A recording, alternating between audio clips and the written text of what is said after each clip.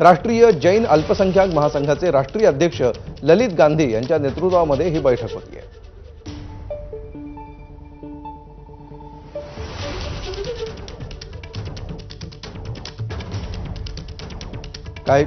काही वेळापूर्वीच हायकोर्टातील सुनावणी संपलेली आहे आणि त्यानंतर आता या बैठकीला सुरुवात होती आहे।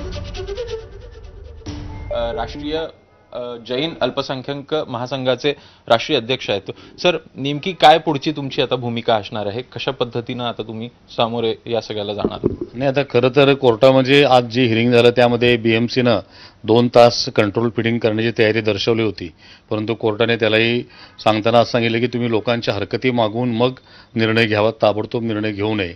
त्यामुळं या संदर्भात बीएमसी कशा पद्धतीने ही प्रक्रिया राबवते हे आम्ही बघणार आहोत।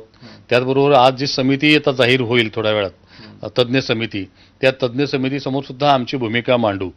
परंतु कोर्टाने जी भूमिका घेतली की सार्वजनिक आरोग्याला प्राधान्य दिलं पाहिजे, त्याच्याशी आम्ही सुद्धा सहमत आहोत।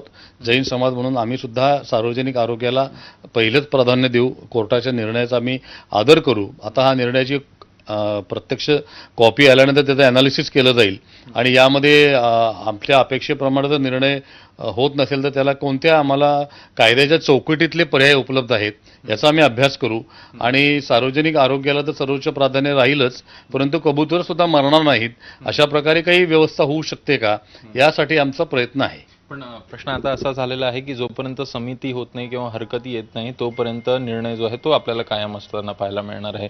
सुनावणी ही 4 आठवड्यानंतर होताना दिसेल।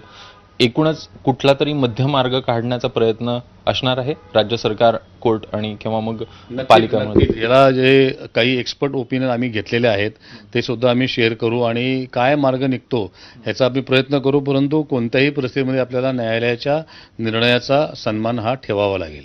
आज बैठक देखील आहे, एकूणच बैठकीमध्ये समाजातील सगळे प्रतिष्ठित नागरिक देखील सहभागी होणार आहेत। कशा प्रकारची भूमिका ही तुमची राहणार आहे?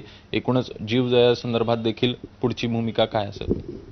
काय आहे की समाजाच्या सामान्य लोकांच्या मध्ये किंवा सर्वसामान्य समाज ॲट लार्ज म्हणतो जसं, पण त्यामध्ये भावना खूप तीव्र आहेत की कबूतर उपाशी मरतात आणि आपल्याला ते बोलू शकत नाहीत। आपण बोलू शकतो की मला आरोग्याला धोका होतो, कबूतर सांगू शकत नाही की मी मरतो। मग अशा मोक्या प्राण्यांच्यावर दया करण्याचं किंवा त्यांना त्यांच्यासाठी व्यवस्था करण्याची आपली परंपरा आहे, ती आपल्याला पाळता येत नाही, याचं वैषम्य जरूर आहे। म्हणून समाजाला आम्हाला हे समजावून सांगायचं आहे की ह्या भावना तुमच्या आम्ही समजू शकतो, परंतु आपल्याला न्यायालयीन व्यवस्थेचा सुद्धा सन्मान ठेवावा लागेल। त्यामुळे काही दिवस का